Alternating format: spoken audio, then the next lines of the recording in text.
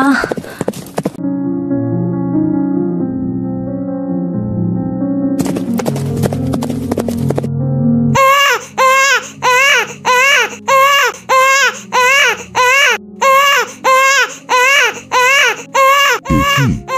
তো একটা মানব শিশু, কিন্তু এই গহীন জঙ্গলে যদি মানব শিশুটা এভাবেই করে থাকে তাহলে তো জন্তু জানোয়ারে রেখে খেয়ে ফেলবে।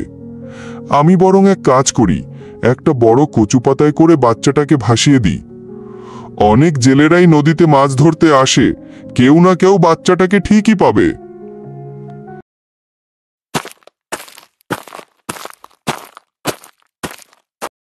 নদীর ধারে কিছু একটা ভাসছে মনে হচ্ছে, যাই তো গিয়ে দেখি।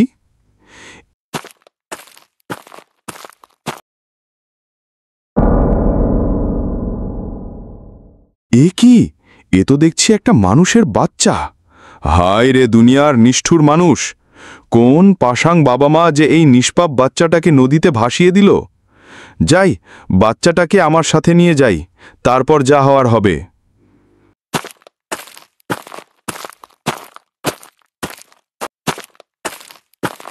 বাবা, তুমি এত তাড়াতাড়ি চলে এলে যে? আর এই বাচ্চাটাকেই বা কোথা থেকে নিয়ে এলে? মারে, নদীর ধারে গিয়ে দেখি এই ফুটফুটে বাচ্চাটা একটা কচু পাতায় ভাসছে। ওর মায়াময় মুখটা দেখে ওকে আর ফেলে রেখে আসতে পারলাম না, তাই সাথে করে নিয়ে চলে এলাম। বাবা, তুমি একদম ঠিক কাজটাই করেছ। তুমি বাচ্চাটাকে আমার কাছে দাও। মনে হচ্ছে ও অনেক ক্ষুধার্ত। তুমি একটু ওর জন্য খাবারের ব্যবস্থা করো বাবা।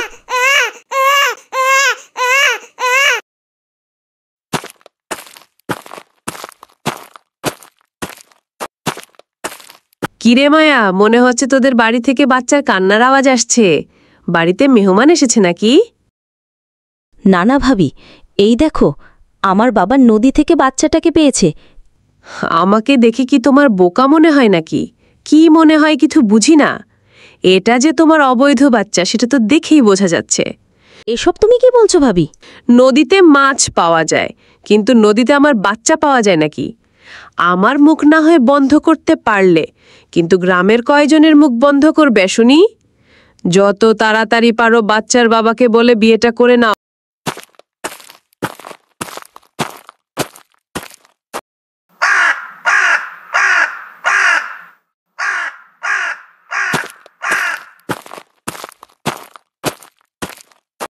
গনিমিয়া, গনিমিয়া, ঘরেতে আছো নাকি? বাইরে এসো তাড়াতাড়ি। কি হয়েছে মোড়ল মশাই? সকাল সকাল এত লোকজন নিয়ে আপনি আমার বাড়িতে? কি হয়নি তাই বলো। গ্রামের সবাই বলছে তোমার মেয়ে নাকি একটা অবৈধ বাচ্চা জন্ম দিয়েছে।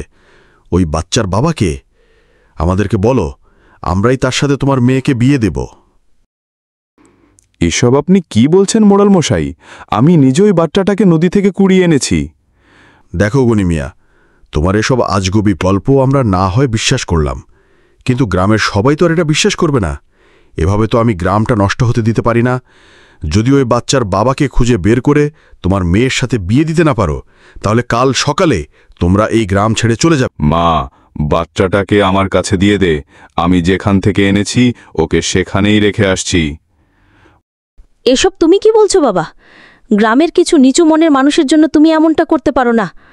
মা, মায়া, বাবা, হয়তো আমি তোর জীবনটা নষ্ট করতে পারি না।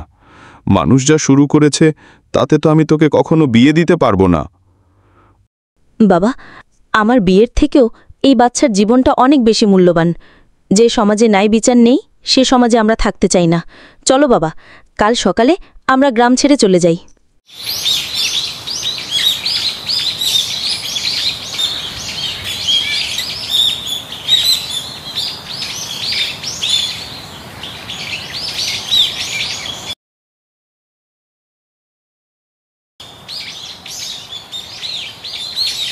এ কি বাবা, মাছ বিক্রি না করে নিয়ে চলে এলে যে? আজ আর শরীরটা ভাল লাগছে না রে মা, তাই নিয়ে চলে এসেছি।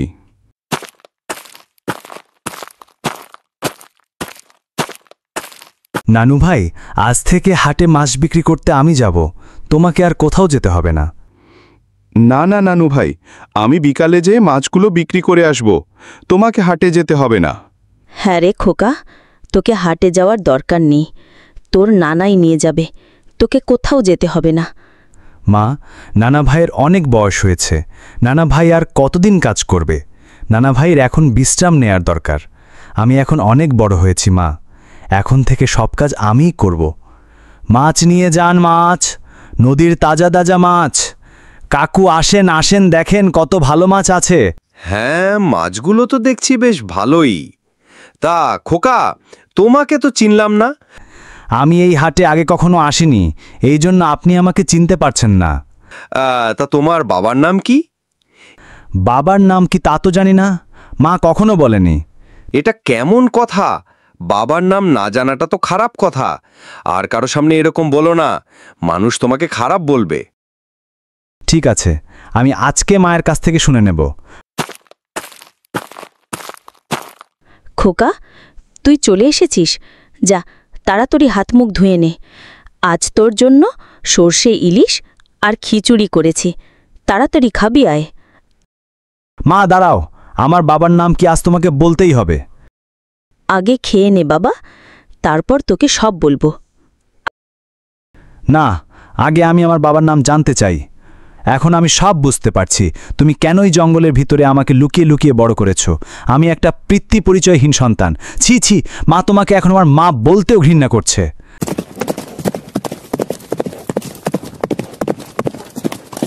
আপনাকে দেখে তো মহারাজ বলে মনে হচ্ছে। হ্যাঁ, আমি এই রাজ্যের রাজা। আমি জঙ্গলে শিকার করতে এসেছিলাম। আমার খুব পানির তৃষ্ণা পেয়েছে।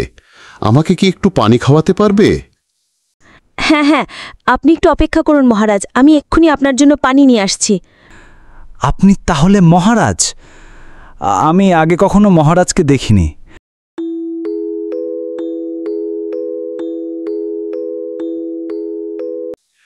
তোমার গলায় এই লকেট, এই হার তুমি কোথায় পেয়েছ? ওই হারটা আমি জঙ্গলে কুড়িয়ে পেয়েছিলাম, তাই আমার ছেলের গলায় পরিয়ে দিয়েছে। এই নিন মহারাজ, পানিটুকু পান করুন। পানি রাখো, আগে সত্যি করে বলো এই হার তোমরা কোথায় পেয়েছ?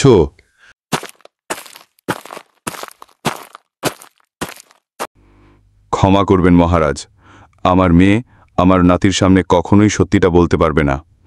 আমি আপনাকে সব সত্যিটা বলছি। আজ থেকে 18 বছর আগে আমি একদিন নদীতে মাছ ধরতে গিয়ে আমার নাতিকে কুড়িয়ে পাই। আমার মেয়ে তার সারাটা জীবন নষ্ট করেছে, বিয়ে পর্যন্ত করেনি। এই জঙ্গলে এসে অনেক কষ্টে জীবনযাপন করেছে। তাহলে এটাই আমার হারিয়ে যাওয়া রাজকুমার বীর। আজ 18টা বছর ধরে আমি আমার পুত্রকে পাগলের মতো খুঁজে বেরিয়েছি। 18 বছর আগে পাশের রাজ্যের রাজা আমার রাজ্যে আক্রমণ করে। রানী ময়নামতি রাজকুমারকে বাঁচানোর জন্য একাই রাজকুমারকে নিয়ে জঙ্গলের উদ্দেশ্য রওনা দেয়। আমরা শত্রুর রাজ্যকে পরাজিত করে পরদিন সকালে রানী আর রাজপুত্রকে খুঁজতে বের হই। জঙ্গলে রানীর মৃতদেহ খুঁজে পাই, কিন্তু রাজকুমারকে খুঁজে পাইনি। আজ 18 বছর পর আমি আমার রাজকুমারকে ফিরে পেয়েছি। আমার সাথে রাজপ্রাসাদে চলো রাজকুমার। ঠিক না, আমি যাব না। আমার মাকে রেখে আমি কোথাও যাব না। আমার মা আমার জন্য তার সারাটা জীবন দিয়ে দিয়েছে, আর আমি না বুঝে আমার মাকে অনেক কষ্ট দিয়েছি। মা গো, আমাকে তুমি ক্ষমা করে দাও মা। পাগল ছেলে, মাকে কখনো তার সন্তানের উপর রাগ করে থাকতে পারে? ঠিক আছে, তুমি আর তোমার মা যদি রাজি থাকো, তাহলে আমি তোমার মাকে রানীর মর্যাদা দিয়ে রাজপ্রাসাদে নিয়ে যেতে চাই। আশা করি এখন আর তোমাদের কোনো আপত্তি নেই। বন্ধুরা, গল্পটি আপনাদের ভালো লেগে থাকলে চ্যানেলটিকে সাবস্ক্রাইব করে পাশেই থাকুন। পরবর্তী কোনো গল্পের আমন্ত্রণ জানিয়ে আজকের মতো এখানেই বিদায় নিচ্ছি। দেখা হবে পরবর্তী কোনো পর্বে নতুন কোনো গল্প নিয়ে। ততদিন পর্যন্ত সবাই ভালো থাকুন, সুস্থ থাকুন।